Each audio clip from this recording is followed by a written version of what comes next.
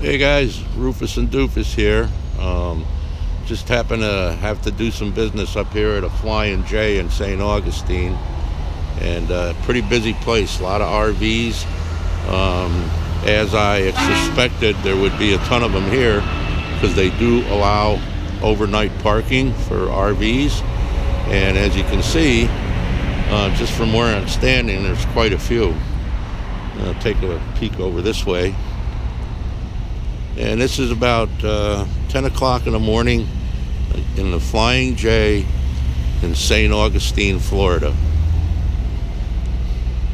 Yeah, lots of RVs. And these obviously were parked here overnight. Some of them still have the curtains up. All kinds of different rigs scattered everywhere. So there is no myth about the Flying J allowing parking. They definitely allow it. Hey guys, Chico here from Rufus and Doofus. August 28th, got a little update.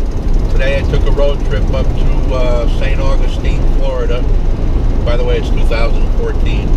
And got rid of one of my major assets that I was hoping to sell so that I could put the funds towards the new motorhome, or the used motorhome, but it'll be new to me. So things are changing every day.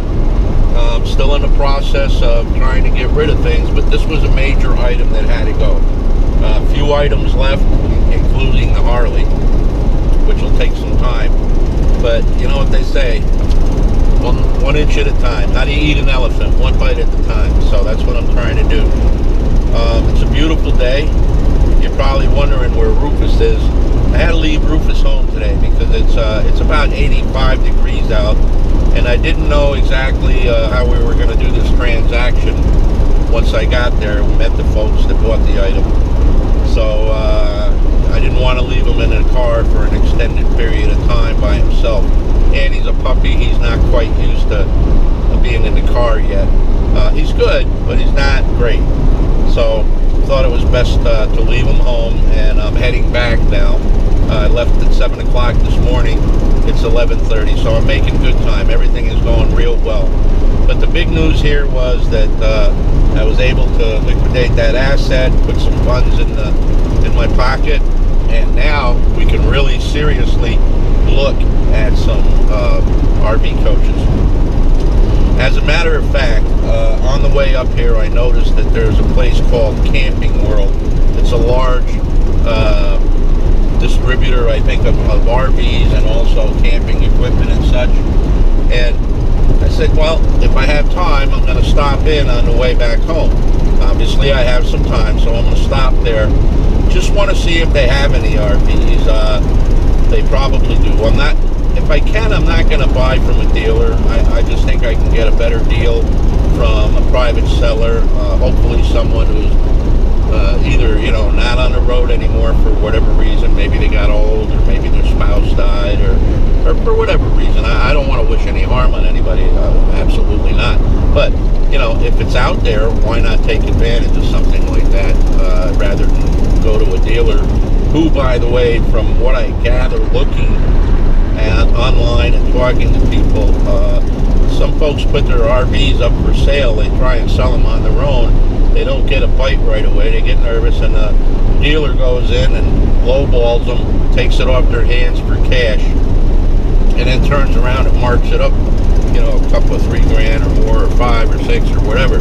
So, if you know that game and they're doing that, well, guess what? If they can get them for a low ball price, then I should be able to get something for a decent price that's a decent year and a decent condition. The last thing I want to do is get something I have to put a lot of work in. I don't want to deal with water leaks. I don't want to deal with badly maintained engines or running gear. I just don't want to deal with that. Not to mention it's very expensive. So I'd like to find something that's going to get me around the country in good form without causing me too many headaches. I mean, little things I can take care of, but I don't want to, I just, obviously, after getting rid of everything and getting rid of some tools also, not having a garage or anything like that,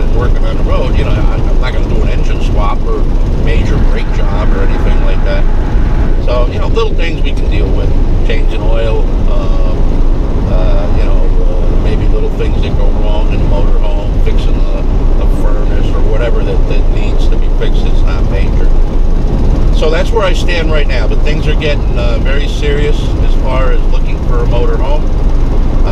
Going to stop in the Camping World and see what we can see there.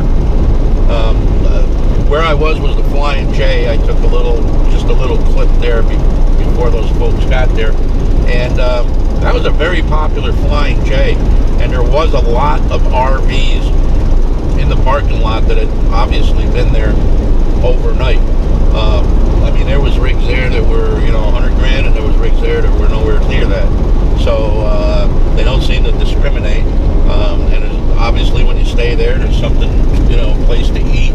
From what I understand, they also offer showers. So good place to stop. Very friendly. I stopped in to get a cup of coffee, which my Flying J coffee here, a big mammoth cup, should keep me awake for about 6 months. And the staff was very friendly. I asked a bunch of questions, and folks were real friendly. And I asked about the Good Sam's discount card. They do honor it. It's, I guess, very popular, especially at the Flying J, and it's popular, and you can use it at other places too. So, all in all, it's been great. Also, driving, I noticed in the rest areas, I only went by two or three, and one or two of them had some campers in there mixed in with the trucks, and it was pretty obvious that they stayed the night, so I don't think they got harassed either.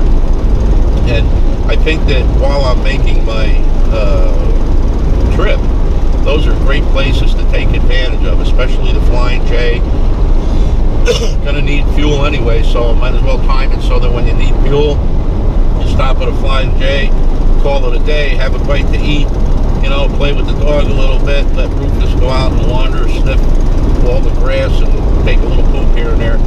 So I think it's going to be great, and take our time right out west. I'm sure it's going to take a while. I might be rambling a little bit. I'm a little excited, that transaction went nice and smoothly, and put me in a whole different frame of mind and a position to deal now. It's not too easy to deal with somebody when you haven't got the cash to back you up, so I refrained from doing that. I did some tire kicking, which probably wasn't fair to the people that I went and looked at the rig, but then again, it was fair, because if something was really, really, really good, I would have accelerated the process of getting rid of this particular item, and I probably wouldn't have done as well financially. So that's about it. I'm gonna head to Camping World here. I think it was exit 201 on the way up, so, and it wasn't far off of 95. So as soon as I get there, we'll log back on and tell you what I think. Okay guys, thanks for watching. Don't forget to subscribe. All right.